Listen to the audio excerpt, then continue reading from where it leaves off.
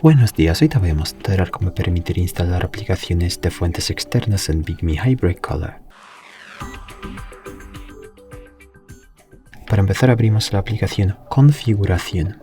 Luego de aquí seleccionamos más abajo la pestaña Más configuraciones y aquí pasamos a la tercera opción Aplicaciones y notificaciones. Luego pulsamos la opción Avanzado más abajo y aquí pulsamos Acceso especial de aplicaciones, la última pestaña de aquí. Aquí buscamos instalar aplicaciones desconocidas. Esta opción está más abajo, como ves.